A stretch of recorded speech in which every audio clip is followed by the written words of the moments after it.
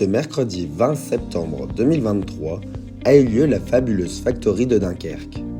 Cet événement était l'occasion pour les élèves des lycées Aimé Césaire à Lille et Louis Pasteur à Hénin-Beaumont de devenir acteurs et d'expérimenter la découverte de l'industrie du futur.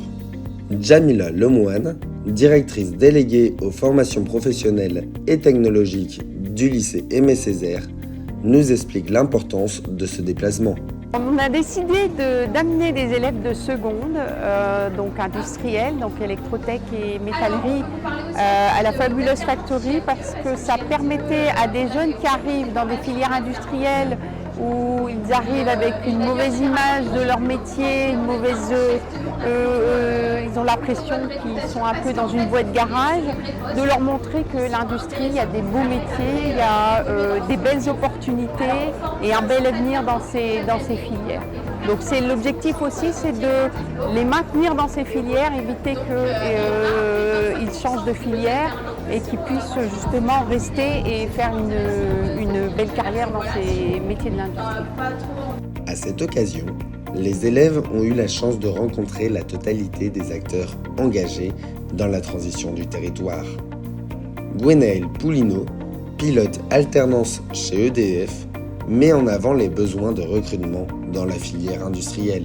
L'intérêt pour nous d'être présents aujourd'hui, c'est de rencontrer en fait un maximum d'étudiants, collégiens, lycéens, et leur faire connaître en fait les métiers du nucléaire, donc des métiers d'avenir en fait.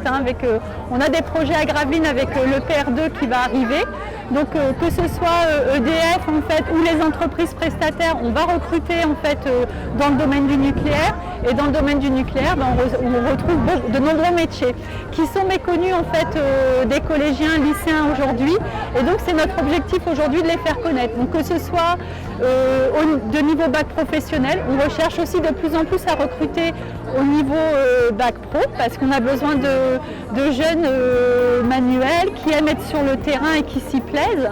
Donc ça va être à la fois des bacs pro dans le domaine de la maintenance, de la mécanique, de l'électricité, de l'exploitation également et des niveaux aussi pour ceux qui souhaitent poursuivre leurs études en BTS, donc dans le domaine automatisme, dans le domaine chimie aussi. Donc voilà, on a beaucoup de domaines qui sont couverts. On recherche à la fois à EDF dans les entreprises prestataires et il y a de l'emploi à venir et il y a une évolution de carrière qui se fait après en interne d'entreprise. Donc voilà, le nucléaire avec des métiers d'avenir. L'objectif de cette journée était de découvrir le plus grand nombre de métiers et d'informer les élèves sur les formations existantes.